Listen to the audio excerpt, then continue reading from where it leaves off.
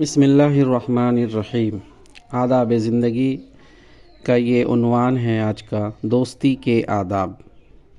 سامعین، اس سے پہلے کہ ہم آگے بڑھیں، آپ سے پھر گزارش ہے کہ اگر آپ نے ابھی تک چینل سبسکرائب نہیں کیا ہے تو برائے مہربانی چینل سبسکرائب کر لے۔ اپنے نیک مشوروں سے ہمیں نوازنے کے لیے کمنٹ باکس میں کمنٹ ضرور کریں اور لائک بٹن بھی دباتے جائیں۔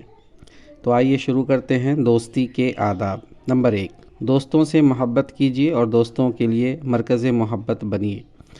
وہ شخص انتہائی خوش نصیب ہے جس کو اس کے دوست احباب عزیز رکھتے ہوں اور وہ دوست احباب کو عزیز رکھتا ہو، اور وہ شخص انتہائی محروم ہے جس سے لوگ بیزار رہتے ہوں اور وہ لوگوں سے دور بھاگتا ہو۔ مفلس وہ نہیں ہے جس کے پاس دولت نہ ہو، بلکہ حقیقت میں سب سے بڑا مفلس وہ ہے جس کا کوئی دوست نہ ہو۔ دوست کی زندگی زینت، سفر حیات کا سہارا اور خدا کا انعام ہے۔ دوست بنائیے اور دوست بنیے۔ نبی صلی اللہ علیہ وسلم کے ارشاد ہے، مومن سراپا الفت و محبت ہے، اور اس آدمی میں سرے سے کوئی خیر و خوبی نہیں ہے جو نہ تو دوسروں سے محبت کرے اور نہ دوسرے ہی اس سے محبت کریں۔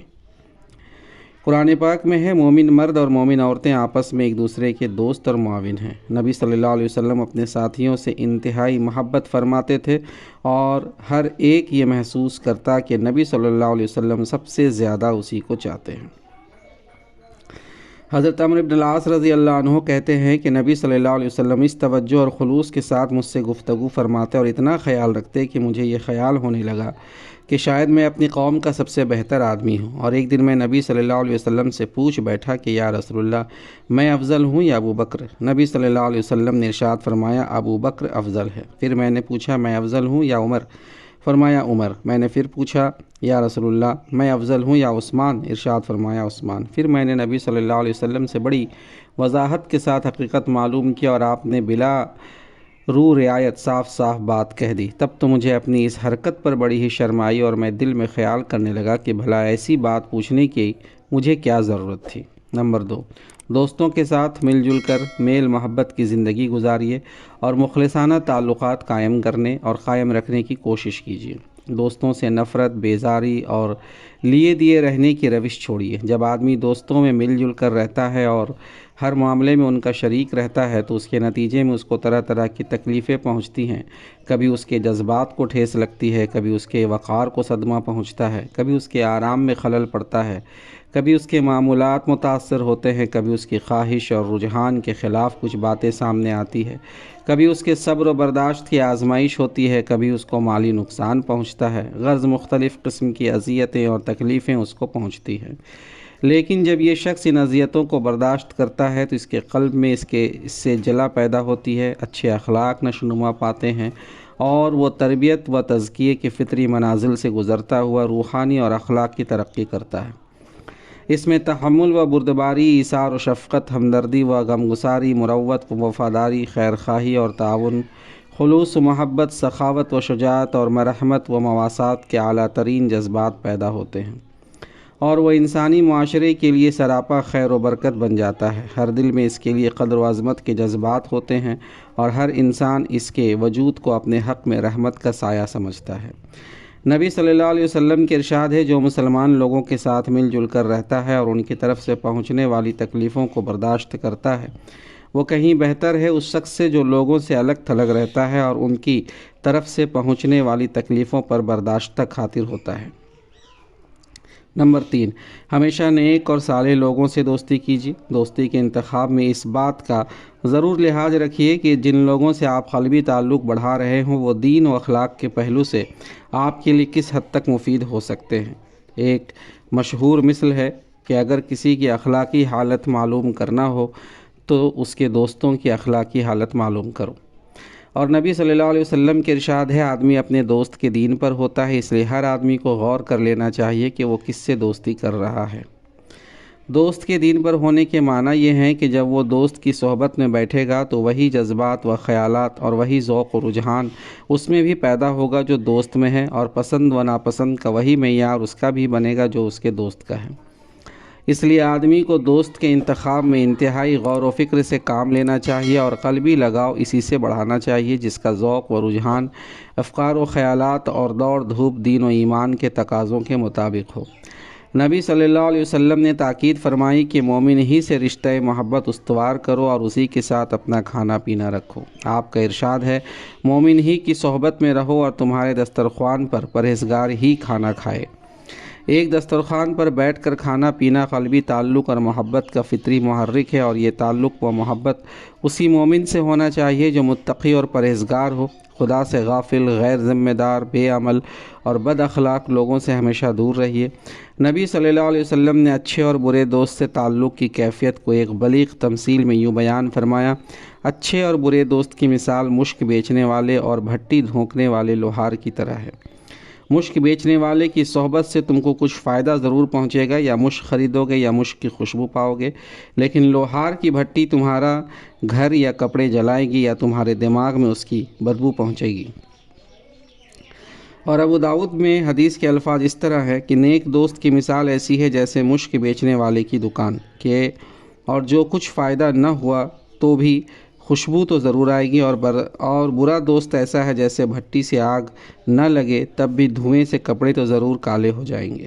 نمبر 4، دوستوں سے صرف خدا کے لیے محبت کیجیے۔ خدا کے محبوب بندے وہی ہیں جو خدا کے دین کی بنیاد پر باہم جڑتے ہیں اور کندھے سے کندھا اور دل سے دل ملا کر اس طرح خدا کے دین کی اقامت اور حفاظت کا فریضہ انجام دیتے ہیں کہ وہ سیسا پلائی ہوئی دیوار معلوم ہوتے ہیں۔ قرآن پاک میں ہے، حقیقت میں خدا کے محبوب وہ لوگ ہیں جو خدا کی راہ میں اس طرح پریں جما کر لڑتے ہیں گویا کہ سیسا پلائی ہوئی دیوار ہیں۔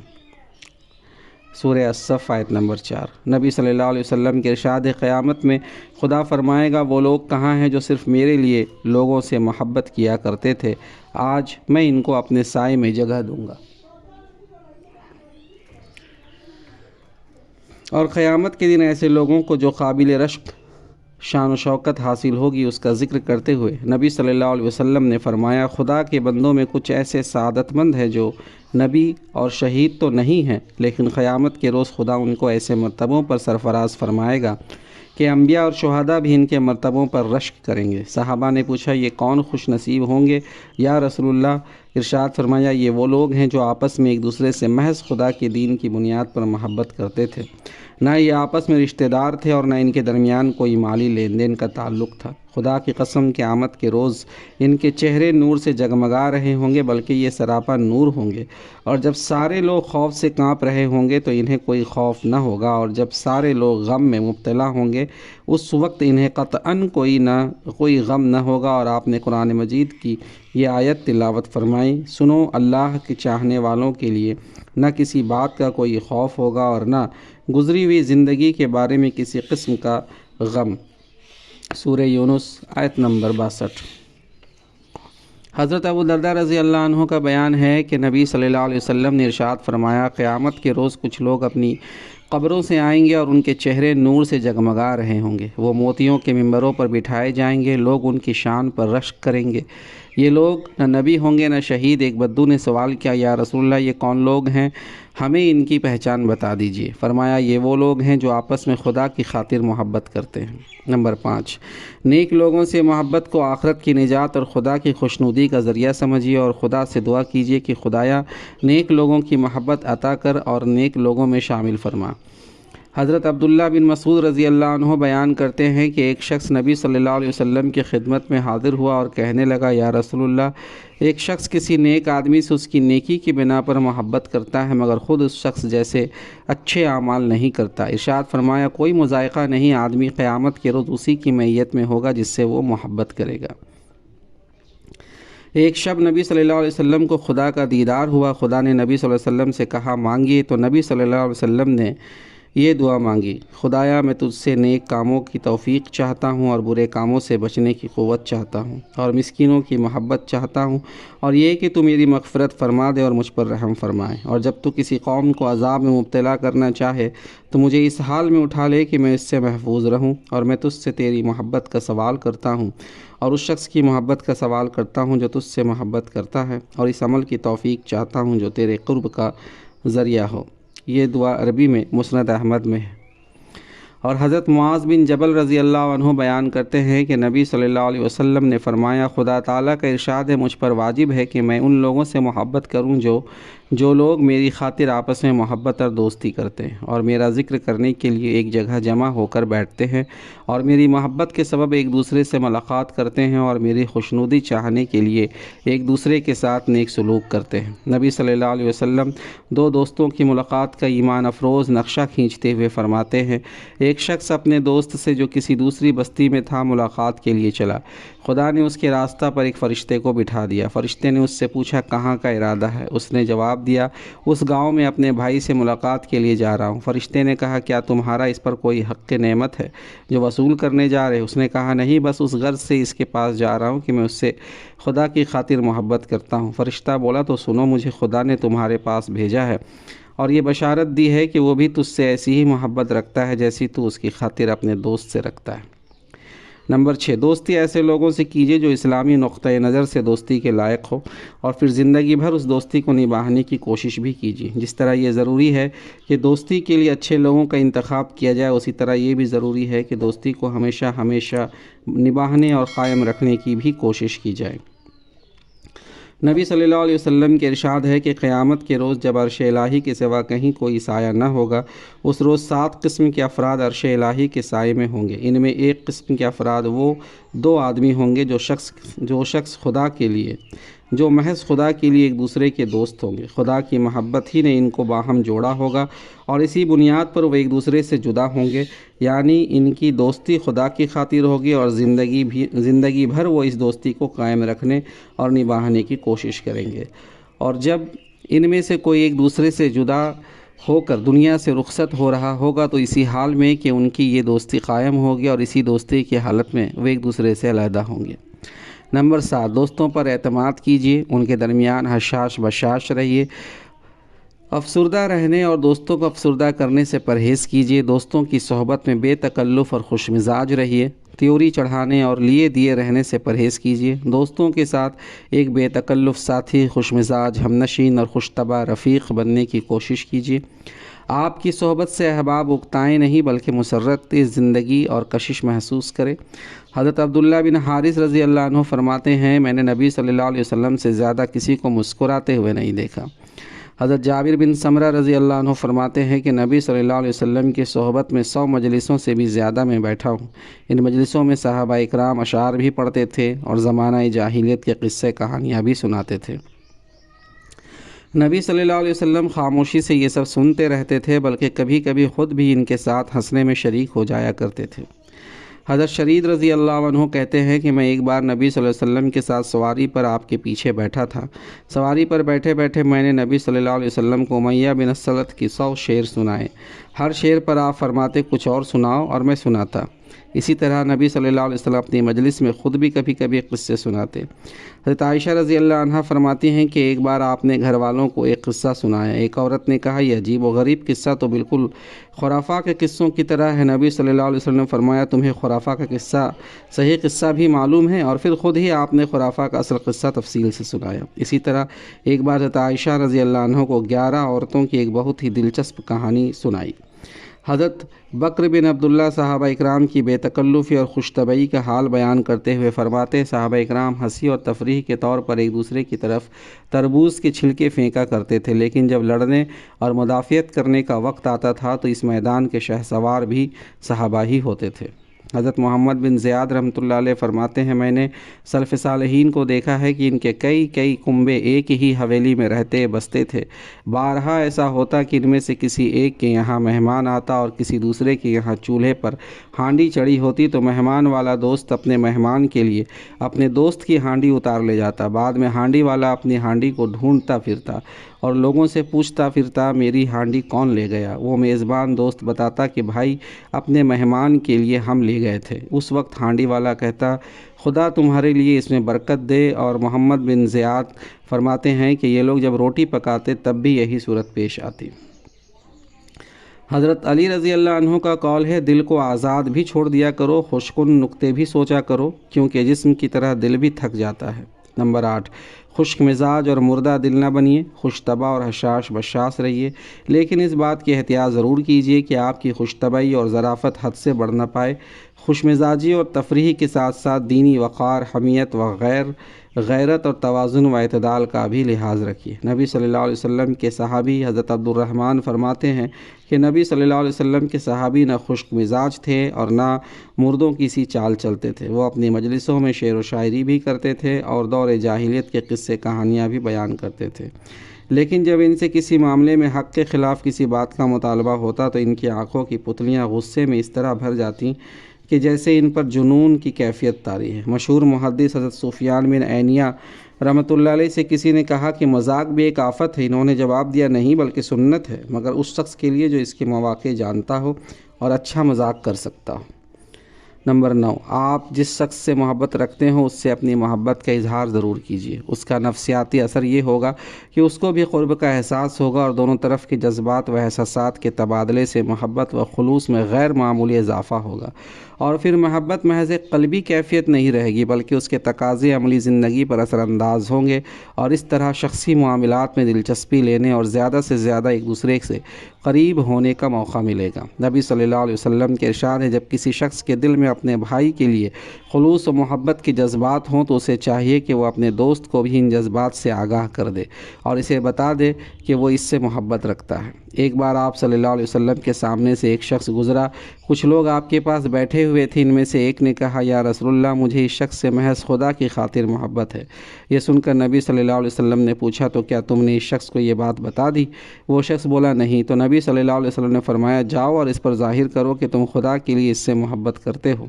وہ شخص فوراً اٹھا اور جا کر اس جانے والے سے اپنے جذبات کا اظہار کیا۔ اس کے جواب میں اس نے کہا، تجھ سے وہ ذات محبت کرے جس کی خاطر تو مجھ سے کرتا ہے۔ دوستانہ تعلقات کو زیادہ سے زیادہ استوار اور نتیجہ خیز بنانے اور دوستوں سے قریب ہونے کے لیے ضروری ہے کہ آپ دوستوں کے شخصی اور ذاتی معاملات میں معروف حد تک دلچسپی لیں اور ان سے اپنے قرب اور خصوصی تعلق کا اظہار کریں۔ نبی صلی اللہ علیہ وسلم کے ارشاد ہے، جب ایک آدمی دوسرے سے دوستی اور اخوت کا رشتہ جوڑے تو اس سے اس کا نام، اس کے باپ کا نام اور اس کے خاندان کے حالات معلوم کر لے کہ اس سے باہمی محبت کی جڑیں مضبوط ہوتی ہیں۔ نمبر 10، محبت کے اظہار اور تعلقات کی نوعیت میں ہمیشہ میانہ روی اختیار کیجیے۔ نہ تو ایسی سرد مہری کا مظاہرہ کیجیے کہ آپ کی محبت اور تعلق مشکوک نظر آئے، اور نہ جوش محبت میں اتنا آگے بڑھیے کہ آپ کی محبت اور دوستی جنون کی شکل اختیار کر لے اور خدا نخواستہ کسی وقت آپ کو پچھتانا پڑے۔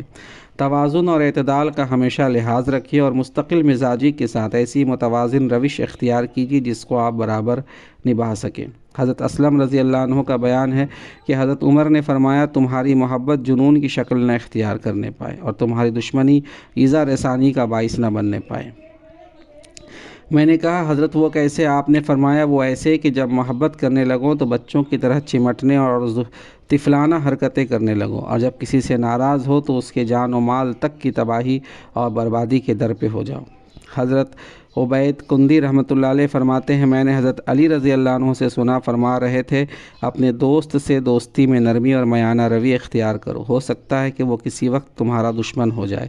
اسی طرح دشمن سے دشمنی میں نرمی اور اعتدال کا رویہ اختیار کرو، ہو سکتا ہے کہ وہ کسی وقت تمہارا دوست بن جائے۔ نمبر 11، دوستوں کے ساتھ وفاداری اور خیرخواہی کا سلوک کیجیے۔ دوست کے ساتھ سب سے بڑی خیرخواہی یہ ہے کہ آپ اس کو اخلاقی اعتبار سے زیادہ اونچا اٹھانے کی کوشش کریں اور اس کی دنیا بنانے سے زیادہ اس کی آخرت بنانے کی فکر کریں۔ نبی صلی اللہ علیہ وسلم نے فرمایا، دین سرتاسر خیرخواہی ہے۔ خیرخواہی کا اصل معیار یہ ہے کہ آپ اپنے دوست کے لیے بھی وہی پسند کریں جو اپنے لیے پسند کرتے ہوں، اس لیے کہ آدمی اپنا برا کبھی نہیں چاہتا۔ نبی صلی اللہ علیہ وسلم کے ارشاد ہے، اس ذات کی قسم جس کے قبضے میں میری جان ہے، کوئی بندہ مومن نہیں ہو سکتا جب تک کہ وہ بھائی کے لیے بھی وہی نہ پسند کرے جو وہ اپنے لیے پسند کرتا ہے۔ اور مسلمان پر مسلمان کے 6 حقوق بیان کرتے ہوئے آپ نے فرمایا، اور یہ کہ وہ اپنے بھائی کی خیرخواہی کرے، خواہ وہ غائب ہو یا موجود۔ اور آپ صلی اللہ علیہ وسلم نے یہ بھی فرمایا، بے شک خدا نے اس شخص پر آگ کو واجب کر دیا ہے اور جنت حرام کر دی ہے جس نے قسم کھا کر کسی مسلمان کا حق مارا۔ صحابہ میں سے کسی نے پوچھا، اگرچہ وہ کوئی معمولی سی چیز ہو؟ آپ نے فرمایا، ہاں، اگرچہ وہ پیلو کی معمولی سی شاخ ہی کیوں نہ ہو۔ نمبر 12، دوستوں کے دکھ درد میں شریک رہیے اور اسی طرح ان کی خوشیوں میں بھی بڑھ چڑھ کر حصہ لیجیے۔ ان کے غم میں شریک ہو کر غم غلط کرنے کی کوشش کیجیے اور ان کی مسرتوں میں شریک ہو کر مسرتوں میں اضافہ کرنے کی کوشش کیجیے۔ ہر دوست اپنے مخلصین سے بجا طور پر یہ توقع رکھتا ہے کہ وہ مصیبت میں اس کا ساتھ دیں گے اور وقت پڑنے پر اس کا ساتھ نہ چھوڑیں گے۔ اسی طرح وہ یہ بھی توقع رکھتا ہے کہ اس کے دوست اس کی خوشیوں میں اضافہ کریں اور اس کی اجتماعی تقریبات کی زینت اور رونق بڑھائیں۔ نبی صلی اللہ علیہ وسلم کے ارشاد ہے، ایک مسلمان دوسرے مسلمان کے لیے ایک عمارت کی طرح ہے کہ ایک دوسرے کو قوت پہنچاتا اور سہارا دیتا ہے۔ جیسے عمارت کی ایک اینٹ دوسری اینٹ کا سہارا بنتی ہے اور قوت پہنچاتی ہے، اس کے بعد آپ نے ایک ہاتھ کی انگلیاں دوسرے ہاتھ کی انگلیوں میں ڈال دی اور اس طرح مسلمانوں کے باہمی تعلق اور قرب کو واضح فرمایا۔ اور آپ صلی اللہ علیہ وسلم نے یہ بھی فرمایا، تم مسلمانوں کو باہم رحم دلی، باہم الفت و محبت اور باہم تکلیف کے احساس میں ایسا پاؤ کہ جیسے ایک جسم کے اگر ایک عضو بیمار پڑ جائے تو سارا جسم بخار اور بے خوابی میں اس کا شریک رہتا ہے۔ نمبر 13، دوستوں سے خوش دلی، نرم خوئی اور مسرت و اخلاص سے ملیے اور نہایت توجہ اور خندہ پیشانی سے اس کا استقبال کیجیے۔ لاپرواہی، بے نیازی اور روکھے پن سے پرہیز کیجیے، یہ دلوں کو پھاڑنے والی برائیاں ہیں۔ ملاقات کے وقت ہمیشہ مسرت، اطمینان اور شکر و حمد کے کلمات کہیے۔ یاس و حزن اور مردہ دلی کے کلمات ہرگز زبان پر نہ لائیے۔ ملاقات کے وقت ایسا انداز اختیار کیجیے کہ آپ کے دوست خوشی اور زندگی محسوس کرے۔ ایسے افسردہ چہرے سے ان کا استقبال نہ کیجیے کہ ان کا دل بجھ جائے اور وہ آپ کی ملاقات کو وبال جان سمجھنے لگے۔ نبی صلی اللہ علیہ وسلم کے ارشاد ہے، نیکیوں میں کسی نیکی کو حقیر نہ جانو، چاہے وہ اتنی ہی ہو کہ تم اپنے بھائی سے خندہ پیشانی سے ملو۔ اور ایک موقع پر آپ نے فرمایا، اپنے بھائی کو دیکھ کر تمہارا مسکرا دینا بھی صدقہ ہے۔ نرم خوئی، خوش اخلاقی اور نرمی سے ہی دلوں میں الفت و محبت پیدا ہوتی ہے اور انہی صفات کی بدولت اچھا معاشرہ وجود میں آتا ہے۔ نبی صلی اللہ علیہ وسلم فرماتے ہیں، میں تمہیں اس آدمی کی پہچان بتاتا ہوں جس پر جہنم کی آگ حرام ہے اور وہ آگ پر حرام ہے۔ یہ وہ آدمی ہے جو نرم مزاج ہو، نرم طبیعت ہو اور نرم خو ہو۔ صحابہ فرماتے ہیں کہ نبی صلی اللہ علیہ وسلم جب ملاقات کے وقت کسی کی طرف متوجہ ہوتے تو پورے جسم سے متوجہ ہوتے اور جب کوئی آپ سے بات کرتا تو آپ پوری طرح متوجہ ہو کر اس کی بات سنتے۔ ایک مرتبہ آپ مسجد میں بیٹھے ہوئے تھے، ایک شخص آیا تو آپ صلی اللہ علیہ وسلم نے اپنے جسم کو حرکت دی اور ذرا سمٹے۔ اس شخص نے کہا، یا رسول اللہ، جگہ تو کشادہ ہے۔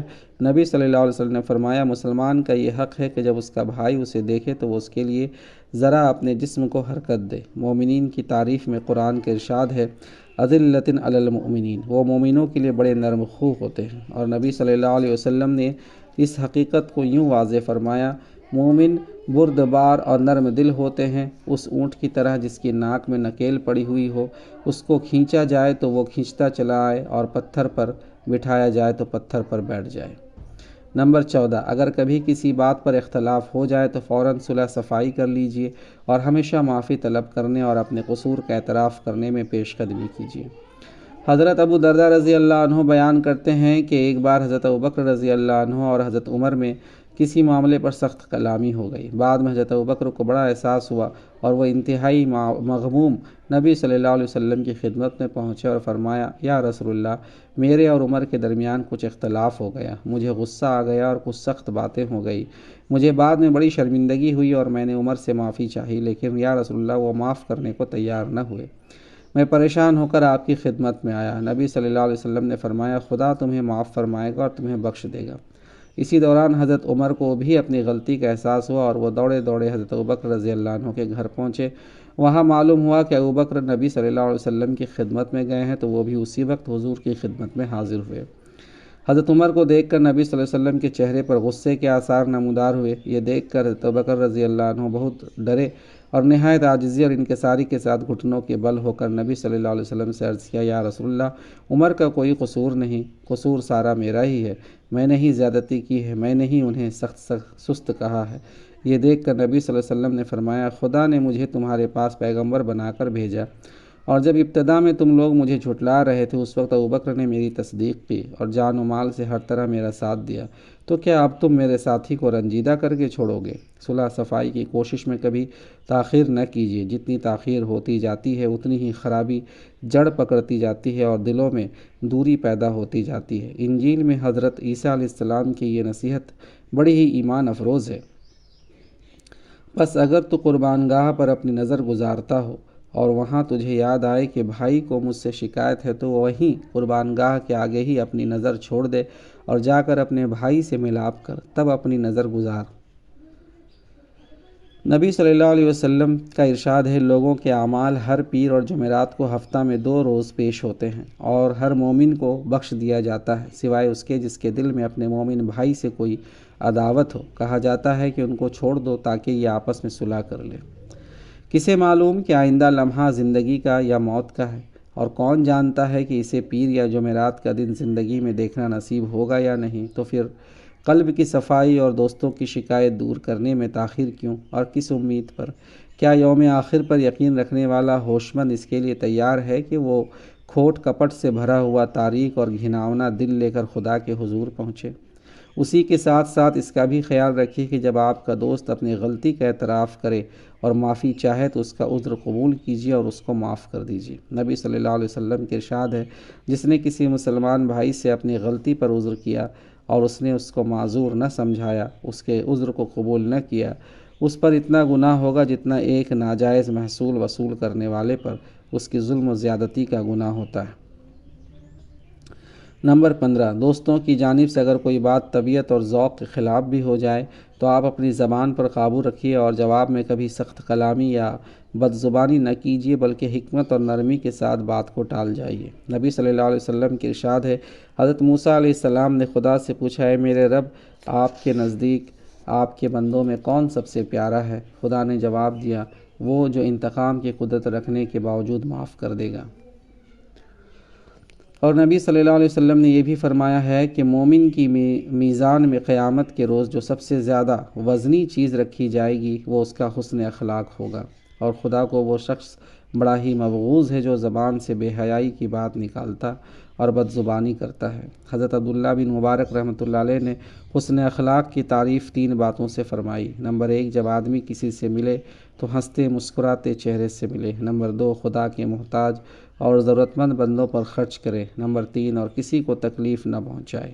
حضرت عائشہ رضی اللہ عنہ کا بیان ہے کہ نبی صلی اللہ علیہ وسلم نے ارشاد فرمایا، خدا کی نظر میں بدترین آدمی قیامت کے روز وہ ہوگا جس کی بد زبانی اور فحش کلامی کی وجہ سے لوگ اس سے ملنا چھوڑ دیں۔ نمبر 16، اپنے دوستوں کی اصلاح و تربیت سے کبھی غفلت نہ کیجیے اور اپنے دوستوں میں وہ بیماری کبھی نہ پیدا ہونے دیجیے جو اصلاح و تربیت کی راہ میں سب سے بڑی رکاوٹ ہے، یعنی خود پسندی اور کبر۔ دوستوں کو ہمیشہ آمادہ کرتے رہیے کہ وہ اپنی کوتاہیوں اور غلطیوں کو محسوس کرے، اپنی خطاؤں کے اعتراف میں جرات سے کام لیں اور اس حقیقت کو ہمہ وقت نگاہ میں رکھیں کہ اپنی کوتاہی کو محسوس نہ کرنے اور اپنی برات پر اصرار کرنے سے نفس کو بدترین غذا ملتی ہے۔ دراصل نمائشی عاجزی دکھانا، الفاظ میں اپنے کو حقیر کہنا، رفتار اور انداز میں خشوع کا اظہار کرنا، یہ نہایت آسان ہے، لیکن اپنے نفس پر چوٹ سہنا، اپنی کوتاہیوں کو ٹھنڈے دماغ سے سننا اور تسلیم کرنا اور اپنے نفس کے خلاف دوستوں کی تنقیدیں برداشت کرنا انتہائی مشکل کام ہے، لیکن حقیقی دوست وہی ہے جو بیدار ذہن کے ساتھ ایک دوسرے کی زندگی پر نگاہ رکھے اور اس پہلو سے ایک دوسرے کی تربیت و اصلاح کرتے ہوئے کبر اور خود پسندی سے بچاتے رہے۔ نبی صلی اللہ علیہ وسلم فرماتے ہیں، 3 باتیں ہلاکت میں ڈالنے والی ہیں۔ نمبر 1، ایسی خواہش کہ انسان اس کا تابع اور غلام بن کر رہ جائے۔ نمبر 2، ایسی حرص جس کو پیشوا مان کر آدمی اس کی پیروی کرنے لگے۔ نمبر 3، اور خود پسندی، اور یہ بیماری ان تینوں میں سب سے زیادہ خطرناک ہے۔ تنقید و احتساب ایک ایسا نشتر ہے جو اخلاقی وجود کے تمام فاسد مادوں کو باہر نکال پھینکتا ہے اور اخلاقی توانائیوں میں خاطر خواہ اضافہ کر کے فرد اور معاشرے میں نئی زندگی کی روح پھونک دیتا ہے۔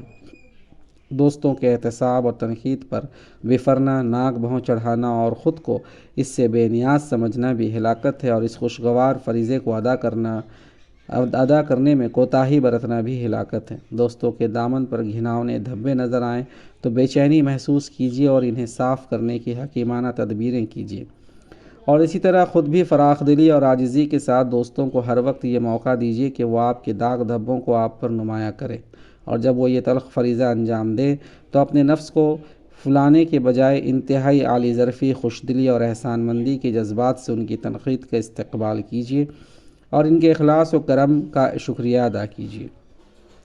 نبی صلی اللہ علیہ وسلم نے مثالی دوستی کی اس کیفیت کو ایک بلیغ تمثیل سے اس طرح واضح فرمایا: تم میں سے ہر ایک اپنے بھائی کا آئینہ ہے، بس اگر وہ اپنے بھائی میں کوئی خرابی دیکھے تو اسے دور کر دے۔ اس تفصیل میں 5 ایسے روشن اشارات ملتے ہیں جس کو پیش نظر رکھ کر آپ اپنی دوستی کو واقعی مثالی دوستی بنا سکتے ہیں۔ نمبر 1، آئینہ آپ کے داغ دھبے اسی وقت ظاہر کرتا ہے جب آپ اپنے داغ دھبے دیکھنے کے ارادے سے اس کے سامنے جا کھڑے ہوتے ہیں، اور جب آپ اس کے سامنے سے ہٹ جاتے ہیں تو وہ بھی مکمل خاموشی اختیار کر لیتا ہے۔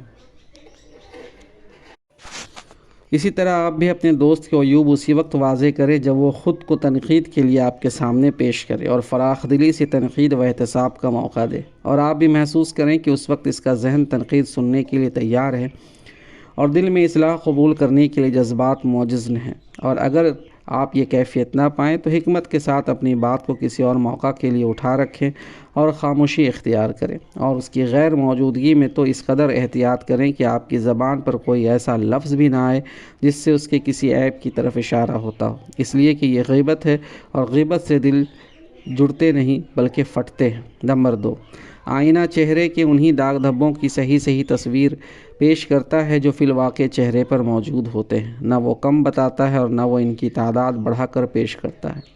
پھر وہ چہرے کے صرف انہی عیوب کو نمایاں کرتا ہے جو اس کے سامنے آتے ہیں، وہ چھپے ہوئے عیوب کا تجسس نہیں کرتا اور نہ کریت کر عیوب کی کوئی خیالی تصویر پیش کرتا ہے۔ اسی طرح آپ بھی اپنے دوست کے عیوب بے کم و کاست بیان کریں، نہ تو بیجا مروت اور خوشامد میں عیوب چھپائیں اور نہ اپنی خطابت اور زور بیان سے اس میں اضافہ کریں، اور پھر صرف وہی عیوب بیان کرے جو عام زندگی سے آپ کے سامنے آئیں۔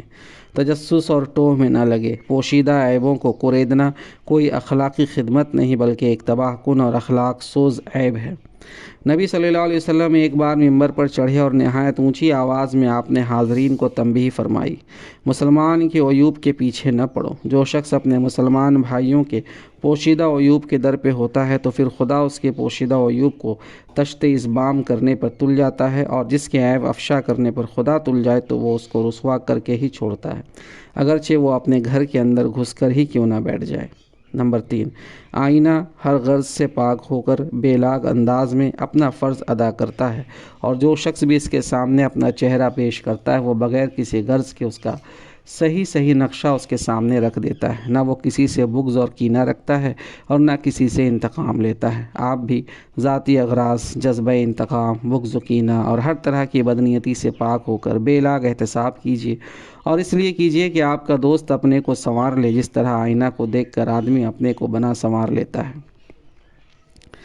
نمبر 4، آئینہ میں اپنی صحیح تصویر دیکھ کر نہ تو کوئی جھنجلاتا ہے اور نہ غصے سے بے قابو ہو کر آئینہ توڑ دینے کی حماقت کرتا ہے، بلکہ فوراً اپنے کو بنانے اور سنوارنے میں لگ جاتا ہے، اور دل ہی دل میں آئینے کی قدر و قیمت محسوس کرتے ہوئے زبان حال سے اس کا شکریہ ادا کرتا ہے اور کہتا ہے: واقعی آئینے نے میرے بنانے سنوارنے میں میری بڑی مدد کی اور فطری فریضہ انجام دیا، اور پھر نہایت احتیاط کے ساتھ دوسرے وقت کے لیے اس کو بحفاظت رکھ دیتا ہے۔ اسی طرح جب آپ کا دوست اپنے الفاظ کے آئینے میں آپ کے سامنے آپ کی صحیح تصویر رکھے تو آپ جھنجلا کر دوست پر جوابی حملہ نہ کریں بلکہ اس کے شکر گزار ہوں کہ اس نے دوستی کا حق ادا کیا، اور نہ صرف زبان سے بلکہ دل سے اس کا شکریہ ادا کرتے ہوئے اسی لمحے سے اپنی اصلاح و تربیت کے لیے فکر مند ہو جائیں، اور انتہائی فراخ دلی اور احسان مندی کے ساتھ دوست کی قدر و عظمت محسوس کرتے ہوئے اس سے درخواست کریں کہ آئندہ بھی وہ آپ کو اپنے قیمتی مشوروں سے نوازتا ہے۔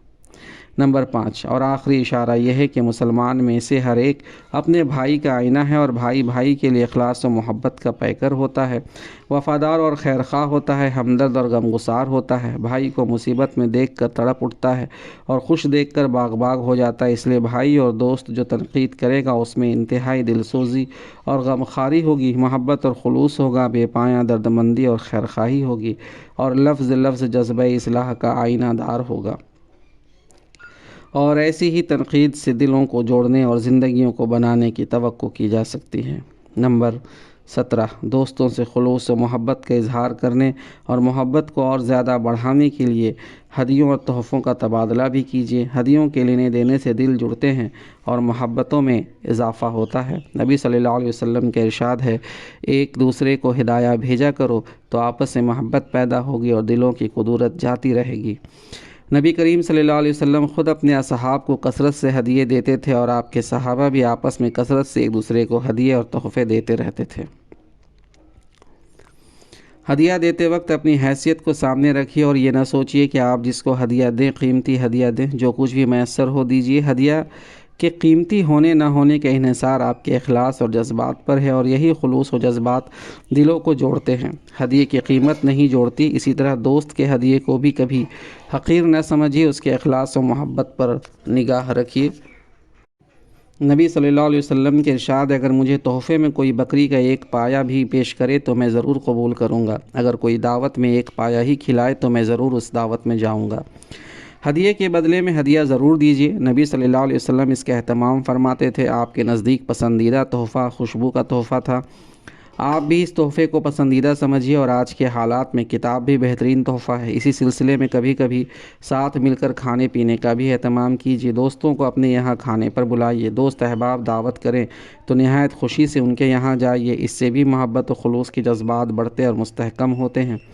البتہ اس طرح کے مواقع پر غیر معمولی تکلفات برتنے اور سامان خورد و نوش میں فراوانی دکھانے کے بجائے آپ اخلاص و محبت کے جذبات کی مقدار بڑھانے پر زیادہ توجہ دیجیے۔ نمبر 18، دوستوں کی خبرگیری کیجیے، ضرورتوں میں ان کے کام آئیے اور ہر طرح جان و مال سے ان کی مدد کیجیے۔ اس بےحانی کی ایک روایت میں ہے کہ حضرت عبداللہ بن عمر کے پاس ایک آدمی آیا اور پوچھا کہ لوگوں میں خدا کے نزدیک سب سے زیادہ محبوب کون ہے؟ آپ نے جواب دیا، تمام لوگوں میں خدا کے نزدیک زیادہ محبوب وہ آدمی ہے جو انسانوں کو زیادہ نفع پہنچانے والا ہو، اور اعمال میں خدا کے نزدیک زیادہ پسندیدہ یہ ہے کہ تو کسی مسلمان کو خوش کر دے، اس طرح کہ اس کی مصیبت و مشکل دور کرے یا اس کی بھوک مٹا دے، اور یہ بات کہ میں کسی بھائی کے ساتھ اس کی ضرورت پوری کرنے کے لیے جاؤں، مجھے اس سے زیادہ پسند ہے کہ میں نبی صلی اللہ علیہ وسلم کی اس مسجد میں اعتکاف کروں۔ اور جس شخص نے اپنا غصہ اس حال میں پی لیا کہ اگر وہ چاہتا تو اپنے غصہ کو پورا کر لیتا، تو قیامت کے روز خدا اس کے دل کو اپنی خوشنودی سے بھر دے گا، اور جو اپنے بھائی کے ساتھ اس کی ضرورت پوری کرنے کی خاطر چلا اور اس کی وہ ضرورت پوری کر دی، تو خدا اس کے دونوں قدموں کو اس دن ثبات بخشے گا جب قدم لڑکھڑا رہے ہوں گے۔ نبی صلی اللہ علیہ وسلم کے ارشاد ہے، جو شخص اپنے بھائی کی حاجت پوری کرے گا تو خدا اس کی ضرورت پوری کرنے میں لگا رہے گا، اور جو کسی مسلمان کی کوئی مصیبت دور کرے گا تو خدا قیامت کی مصیبتوں میں سے کسی مصیبت کو اس سے دور فرمائے گا۔ اور آپ صلی اللہ علیہ وسلم نے یہ بھی فرمایا، خدا اپنے بندے کی مدد میں اس وقت تک لگا رہتا ہے جب تک بندہ اپنے بھائی کی مدد میں لگا رہتا ہے۔ حضرت عبداللہ بن عباس رضی اللہ عنہ کہتے ہیں کہ نبی صلی اللہ علیہ وسلم نے فرمایا، کسی مسلمان کی حاجت پوری کرنے کا اجر و ثواب 10 سال کے اعتکاف سے بھی زیادہ ہے۔ اور حضرت انس رضی اللہ عنہ کا بیان ہے کہ نبی صلی اللہ علیہ وسلم نے ارشاد فرمایا، جو آدمی اپنے مسلمان بھائی کے پاس خوشی اور مسرت کی بات لے کر پہنچتا ہے اور اس بات سے اس کو خوش کر دیتا ہے، تو خدا قیامت کے دن اس بندے کو خوش کر دے گا۔ نمبر 19، بہترین رازدار بنیے۔ دوست آپ پر اعتماد کر کے آپ سے دل کی بات کہہ دے تو اس کی حفاظت کیجیے، اور کبھی دوست کے اعتماد کو ٹھیس نہ لگائیے۔ اپنے سینے کو رازوں کا محفوظ دفینہ بنائیے تاکہ دوست بغیر کسی جھجک کے ہر معاملے میں مشورہ لے سکے اور آپ دوست کو اچھے مشورے دے سکیں اور تعاون کر سکیں۔ حضرت عمر رضی اللہ عنہ فرماتے ہیں کہ حفصہ رضی اللہ عنہ جب بیوہ ہوئیں تو میں عثمان رضی اللہ عنہ سے ملا اور کہا کہ اگر تم چاہو تو حفصہ کا نکاح تم سے کر دوں۔ عثمان رضی اللہ عنہ نے جواب دیا، میں اس معاملے پر غور کروں گا۔ میں نے کئی راتوں تک ان کا انتظار کیا، پھر عثمان رضی اللہ عنہ مجھ سے ملے اور بولے، میرا ابھی شادی کرنے کا خیال نہیں ہے۔ میں پھر ابوبکر رضی اللہ عنہ کے پاس گیا اور کہا، اگر آپ پسند فرمائیں تو حفصہ کو اپنی زوجیت میں لے سکتے ہیں۔ وہ خاموش رہے اور کوئی جواب نہیں دیا۔ مجھے ان کی خاموشی بہت کھلی، عثمان رضی اللہ عنہ سے بھی زیادہ کھلی۔ اس طرح کئی دن گزر گئے، پھر نبی صلی اللہ علیہ وسلم نے حفصہ رضی اللہ عنہ کا پیغام بھیجا اور میں نے نبی صلی اللہ علیہ وسلم سے حفصہ رضی اللہ عنہ کا نکاح کر دیا۔ اس کے بعد ابوبکر رضی اللہ عنہ مجھ سے ملے اور فرمایا، تم نے مجھ سے حفصہ کا ذکر کیا تھا اور میں نے خاموشی اختیار کی تھی، ہو سکتا ہے کہ تمہیں میری خاموشی سے تکلیف ہوئی ہو۔ میں نے کہا، ہاں تکلیف تو ہوئی تھی۔ فرمایا، مجھے معلوم تھا کہ رسول اللہ صلی اللہ علیہ وسلم کا خود ایسا خیال ہے اور یہ آپ کا ایک راز تھا جس کو میں ظاہر کرنا نہ چاہتا تھا۔ اگر نبی صلی اللہ علیہ وسلم حفصہ رضی اللہ عنہ کا ذکر نہ فرماتے تو میں ضرور قبول کر لیتا۔ حضرت انس رضی اللہ عنہ ایک دن لڑکوں میں کھیل رہے تھے کہ اتنے میں نبی صلی اللہ علیہ وسلم تشریف لائے اور ہمیں سلام کیا، ضرورت بتا کر مجھے بھیجا۔ مجھے اس کام کے کرنے میں دیر لگی۔ کام سے فارغ ہو کر جب میں گھر گیا تو ماں نے پوچھا، اتنی دیر کہاں لگائی؟ میں نے کہا، نبی صلی اللہ علیہ وسلم نے اپنی ایک ضرورت سے بھیجا تھا۔ بولی، کیا ضرورت تھی؟ میں نے کہا، وہ راز کی بات ہے۔ ماں نے کہا، دیکھو رسول اللہ کا راز کسی کو نہ بتانا۔ نمبر 20، اجتماعی اخلاق میں ایسی وسعت، ہم جہتی، تحمل اور سمائی پیدا کیجیے کہ ہر ذوق و طبیعت اور ہر فکر رجحان رکھنے والا آپ کی ذات میں غیر معمولی کشش محسوس کرے، اور آپ ہر ایک کے مخصوص ذوق و رجحان اور مخصوص افتاد طبع کی رعایت کرتے ہوئے ایسا حکیمانہ سلوک کیجیے کہ کسی کے جذبات کو ٹھیس نہ لگے۔ ہر ایک کو اپنے مخصوص ذوق کے پیمانے سے ناپنے کی غیر حکیمانہ کوشش نہ کیجیے، اور نہ ہر ایک کو اپنی افتاد طبع پر ڈھالنے کی ناکام اور مہمل کوشش کیجیے۔ ذوق و طبیعت کا اختلاف ایک فطری حسن ہے، فطرت کے حسن کو مصنوعی حسن کی بیجا توقع میں مسخ نہ کیجیے۔ ہر دوست کو اس کے فطری مقام پر رکھتے ہوئے اس سے دلچسپی لیجیے اور اس کی قدر و عظمت کیجیے، اور اپنے ہمگیر اخلاق کے ذریعے اس کو اپنی ذات سے وابستہ رکھنے کی کوشش کیجیے۔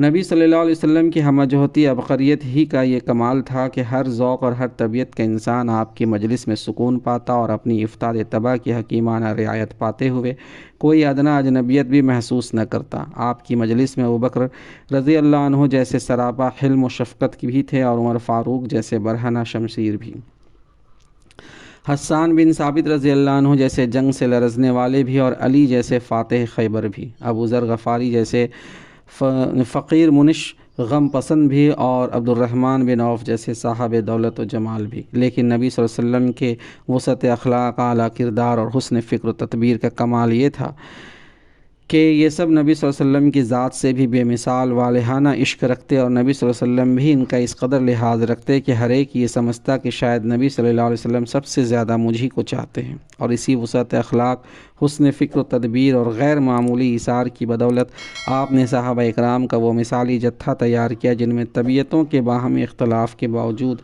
وہ بے مثال یکجہتی، غیر معمولی اتحاد و تعاون اور قابل رشک الفت و لگاؤ تھا کہ انسانی تاریخ اپنے ان صفحات کو بجا طور پر اپنی طویل عمر کا حاصل سمجھتی ہے۔ آپ کی دوستیاں در حقیقت اسی وقت کامیاب اور پائیدار ہو سکتی ہیں جب آپ اجتماعی اخلاق میں حکیمانہ لچک اور غیر معمولی صبر و تحمل پیدا کریں، اور دوستانہ تعلقات میں رواداری، عفو درگزر، فیاضانہ برتاؤ، جذباتی ایثار، باہمی مراعات، کسر و انکسار، ایک دوسرے کے جذبات کا پاس و لحاظ اور خیرخواہی کا ضروری حد تک اہتمام کرے۔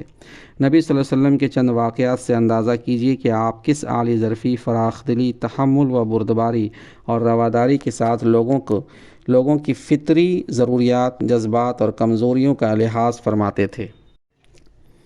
نمبر 1، میں نماز کے لیے آتا ہوں اور جی چاہتا ہے کہ لمبی نماز پڑھوں، مگر کسی بچے کے رونے کی آواز کان میں آتی ہے تو میں نماز کو مختصر کر دیتا ہوں، کیونکہ مجھ پر یہ بات انتہائی گراں ہے کہ میں نماز کو طول دے کر بچے کی ماں کو زحمت میں مبتلا کروں۔